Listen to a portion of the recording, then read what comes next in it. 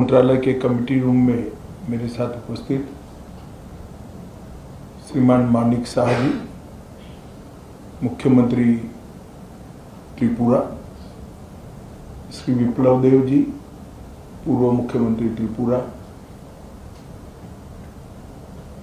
त्रिपुरा मोर्चा के स्थापक अध्यक्ष प्रद्युत जी,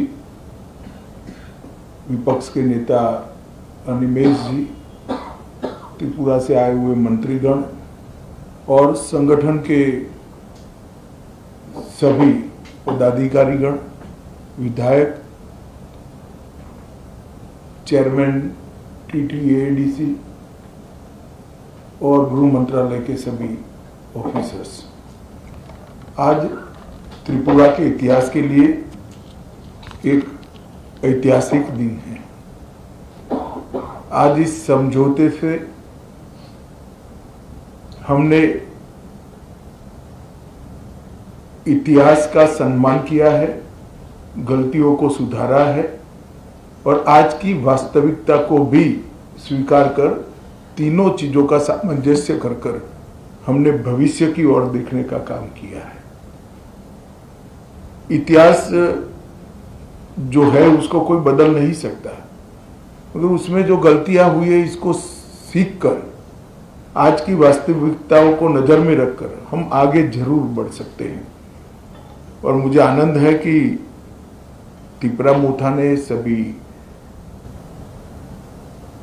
ट्राइबल पार्टियों ने और सभी ऑर्गेनाइजेशन ने इसके लिए बहुत कंस्ट्रक्टिव रोल लिया है। और भारतीय जनता पार्टी की त्रिपुरा सरकार ने भी शुरू से इसके लिए प्रयास किया। विप्लव जी उपस्थित है, मानिक शाह जी यहाँ उपस्थित है। मानिक शाह जी ने भी बड़े इंटरेस्ट से बारीकियों में इसको स्टडी कर अंजाम तक पहुंचाने में बड़ी अच्छी भूमिका अदा की है। मुझे विश्वास है कि मोदी जी जो विकसित भारत का स्वप्न लेकर चले हैं, वो स्वप्न में त्रिपुरा भी अपने योगदान के लिए भी कटिबद्ध होगा और अपने हिस्से के लिए भी कटिबद्ध होगा। जब विकसित भारत बनेगा उस वक्त त्रिपुरा भी विकसित त्रिपुरा के रूप में आगे पर स्वप्नों के साथ आगे बढ़ेगा। प्रधानमंत्री जी के नेतृत्व में गृह मंत्रालय ने उग्रवाद मुक्त, हिंसा मुक्त और विवाद मुक्त नॉर्थ ईस्ट की कल्पना को साकार करने का प्रयास किया है। हमने ढेर सारे संगठनों से बात की, सरेंडर्स भी बहुत हुए।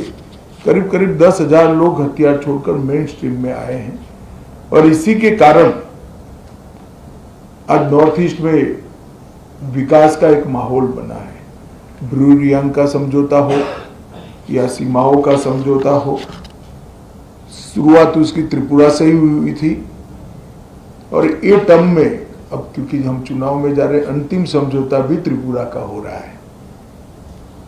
2019 में NLFT SD के साथ समझौता हुआ था, 20 में ब्रू समझौता हुआ, 20 में बोडो समझौता हुआ, 21 में कार्बी समझौता हुआ, 22 में आदिवासी समझौता हुआ, 22 में असम मेघालय अंतर्राज्यीय सीमा का समझौता हुआ, 23 में असम अरुणाचल अंतर्राज्यीय सीमा का समझौता हुआ, 2023 में दिमासा शांति समझौता हुआ,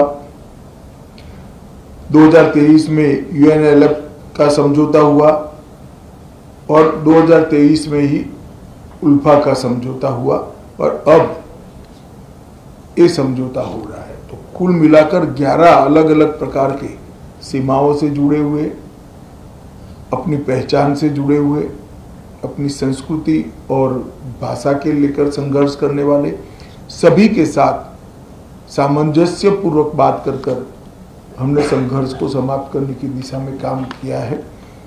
मुझे बहुत आनंद है कि आज त्रिपुरा, हम विवाद मुक्त त्रिपुरा की ओर आज से आगे बढ़े हैं। मैं प्रद्युत देव जी को बहुत बहुत धन्यवाद करना चाहता हूं। भारत का इतिहास है, जब विभाजन की विभीषिका पूरा देश झेल रहा था, तब बांग्लादेश के सभी हिंदू परिवारों को शरण देने का काम आपके दादा ने किया था। महात्मा गांधी की अपील को उन्होंने सम्मान किया था, मगर बाद में कुछ ऐसी बातें हुई कि मतभेद भी हुए, थोड़े संघर्ष भी हुए। आज सभी लोग एक साथ मिलकर आगे बढ़ने का निर्णय कर आगे बढ़ रहे हैं। उस वक्त मैं इतना विश्वास दिलाना चाहता हूं कि आपके अधिकारों के लिए आपको कभी अब संघर्ष नहीं करना पड़ेगा। भारत सरकार 2 कदम आगे उठकर सभी के अधिकारों की रक्षा करे, अधिकार की रक्षा हो, इस प्रकार का तंत्र विकसित करेगी। मैं फिर से सभी स्टेक होल्डर्स का बहुत बहुत धन्यवाद करता हूं। मैं एक बात जरूर कहना चाहूँगा, हमारे संदीप पात्रा जी ने भी बहुत बारीकी से, और पॉलिटिकल कारणों से मैं बड़ा व्यस्त चल रहा था, फिर भी मेरा समय खींचकर छीनकर इसको अंजाम तक पहुंचा है, तो पात्रा साहब का भी मैं धन्यवाद करता हूं। और आईबी की ओर से हमारे जो नेगोशिएटर हैं और जिन्होंने समझौते को मूर्त रूप दिया है, ये सभी को धन्यवाद कर मेरी बात की समाप्ति करता हूं। सभी को बहुत बहुत शुभकामनाएं और धन्यवाद।